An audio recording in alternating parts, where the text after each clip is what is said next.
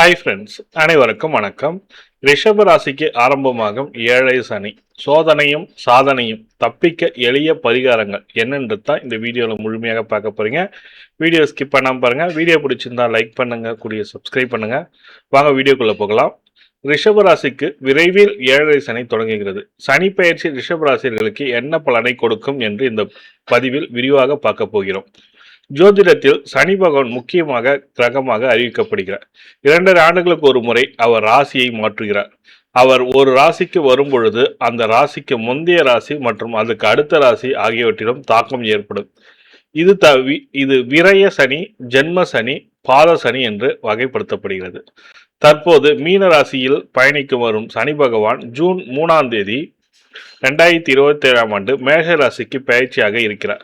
அதன் காரணமாக ரிஷப ராசிக்கு ஏழரை சனி முதல் பகுதியாக விரய சனி தொடங்க இருக்கிறது. மீன ராசிக்கு பாத சனியும், மேஷ ராசிக்கு ஜென்ம சனியும், ரிஷப ராசிக்கு விரய சனியும் நடக்க இருக்கிறது.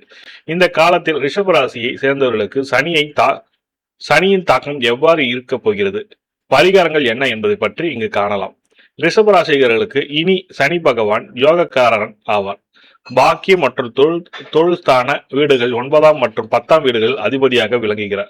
ஜோதிட விதிகளின்படி ஒரு ராசிக்கு ஏழரை சனி என்பது சனி பகவான் அந்த ராசிக்கு முந்தைய வீடு, 12ஆம் வீடு, ராசி 1ஆம் வீடு, அடுத்த வீடு, 2ஆம் வீடு ஆகியவற்றில் சஞ்சரிக்கும் காலத்தையே குறிக்கும். ஜோதிடத்தின்படி ரிஷப ராசிக்கு ஏழரை சனி ஜூன் 3ஆம் தேதி 2027 அன்று தொடங்குகிறது. ஆனால் சனி பகவான் அக்டோபர் 20, 2020 வக்ர நிலையில் பின்னோக்கி நகர்வது மீன ராசிக்கு நுழைவார். மீண்டும் பிப்ரவரி 23, 2028 அன்று மேஷ ராசிக்கு வருவார். அப்போதுதான் ரிஷப ராசிக்கு ஏழரை சனியின் முழுமையாக தொடங்கும்.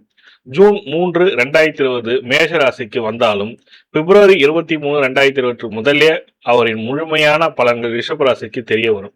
இதனால் ரிஷப ராசிகள் ஏழரை சனியின் தாக்கம் தற்காலிகமாக நீங்கும்.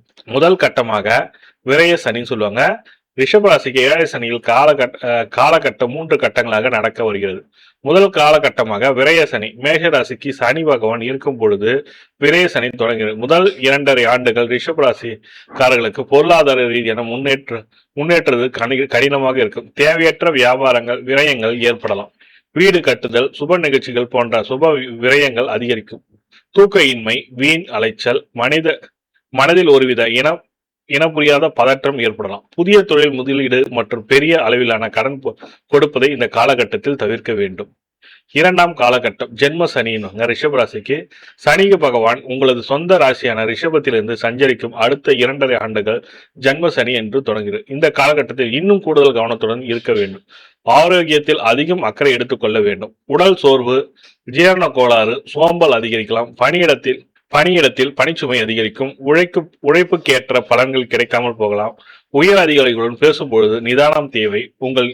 உங்களை நீங்களே சுய பரிசீலனை செய்ய கொள்ளும் நேரம் உருவாகும். கடுமையான உழைப்பு, நேர்மையும் மட்டுமே உங்களை முன்னேற்றம் சொல்லியிருக்காங்க. 3ஆம் கட்டமாக பாத சனி. சனி பகவான் உங்கள் ராசிக்கு 2ஆம் வீடான மிதுனத்தில் சஞ்சரிக்கும் இறுதிக்கட்ட கடைசி 2.5 ஆண்டுகள் பாத சனி நடக்கிறது. இதன் காரணமாக குடும்பத்தில் சின்ன சின்ன வாக்குவாதங்கள் வரலாம். வார்த்தைகள் நிதானம் அவசியம். கோபப்பட்டு பேசு வார்த்தைகள் உறவுகளை பாதிக்கலாம்.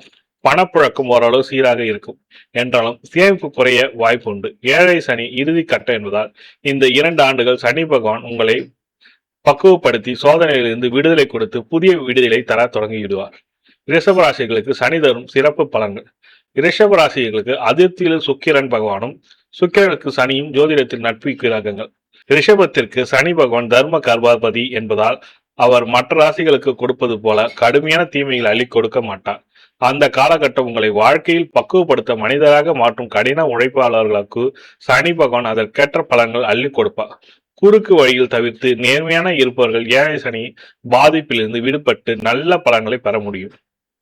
எளிய பரிகாரங்கள். சனி பகவான் அருளை பெறுவதற்கு சில எளிய பரிகாரங்கள் செய்யலாம். சனிக்கிழமைகளில் சனி பகவானுக்கு நல்லெண்ணெய் தீபம், ஆஞ்சநேயருக்கு வெற்றிலை மாலை சாற்றி வழிபட வர அமைதி கிடைக்கும். ஏழை எளியவர்களுக்கு, முன்கள பணியாளர்களுக்கு, மாற்றுத்திறனாளிகளுக்கு, முதியோர்களுக்கு உணவு அல்லது உடை வாங்கி உதவுங்கள். தினமும் காலையில் காக்கைக்கு கலந்த சாதம் வைத்து சனியின் விரக்தியை குறைக்கவும். சனிக்கிழமைகள் அசைவ உணவை தவிர்ப்பது, விரதம் இருந்து வழிபடுவது நன்மைக்கு தரும் சொல்லியிருக்காங்க.